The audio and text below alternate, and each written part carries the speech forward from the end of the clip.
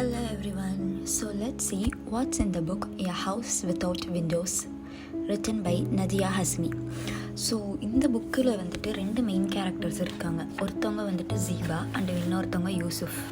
இது கதையே வந்துட்டு எப்படி ஸ்டார்ட் ஆகும்னா, ஜீபா அப்படிங்கிறவங்க அவங்க ஹஸ்பண்டை கொலை பண்ணிட்டாங்க அப்படின்னு சொல்லிட்டு தான் ஆரம்பிக்குமே.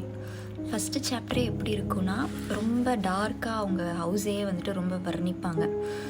எப்படின்னா, பேய் இடிஞ்ச மாதிரி ஒரு வீடு இருந்துச்சுன்னா எப்படி இருக்கும், அந்த மாதிரி இருக்குது அப்படிங்கிற மாதிரி சொல்லி, அவங்க வீட்டு பேக்யார்டில் அவங்க ஹஸ்பண்டோட டெட் பாடி இருக்கும், அது பக்கத்தில் வந்துட்டு ஜீபா இருப்பாங்க. இப்படி தான் வந்துட்டு ஃபஸ்ட்டு சாப்டரே ஆரம்பிப்பாங்க. அப்புறம் வந்துட்டு இதை பார்த்துட்டு அந்த ஊர் மக்கள்லாம் சரி ஜீபா தான் கொலை பண்ணிட்டாங்க அப்படின்னு சொல்லிட்டு அவங்கள போலீஸ் வந்துட்டு கூட்டிகிட்டு போயிடுவாங்க.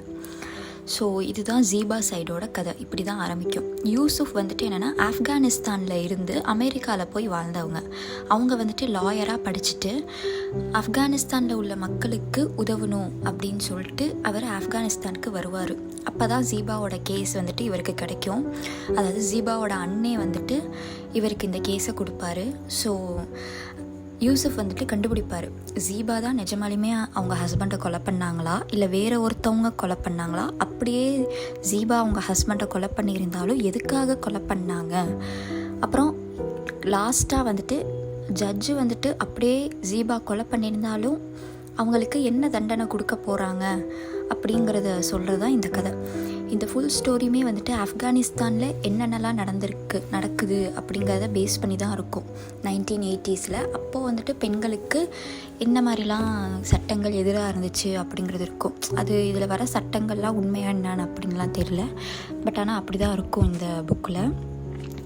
அண்ட் தென் ஜீபாக்கு வந்துட்டு இதில் 4 குழந்தைங்க இருப்பாங்க. ஒரு பெரிய பையன், 2 பொண்ணுங்க, அப்புறம் ஒரு கை குழந்தை இருக்கும். இவங்களெல்லாம் விட்டு அவங்கள ஒரு ஜெயிலில் கொண்டு போய் வச்சுருவாங்க. அங்கேருந்து அந்த கேஸ்லலாம் ஜெயிச்சு வாதாடி ஜட்ஜு கடைசியாக என்ன தீர்ப்பு சொல்கிறாங்கங்கிற வரைக்குமே நம்ம படித்தோன்னா ரொம்ப சீட்டேஜ் த்ரில்லராக இருக்கும். என்னடா என்ன சொல்ல போகிறாங்க, யார் கொலை பண்ணா, எதுக்காக கொலை பண்ணாங்க, அப்படியே ஜீபா கொலை பண்ணாலும் அப்படிங்கிற மாதிரி சீட்டேஜ் த்ரில்லர் மாதிரியே இந்த கதையும் வந்துட்டு ரொம்ப இன்ட்ரெஸ்டிங்காக இருக்கும்.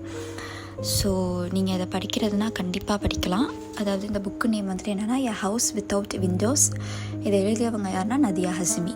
தேங்க்ஸ் ஃபார் வாட்சிங்.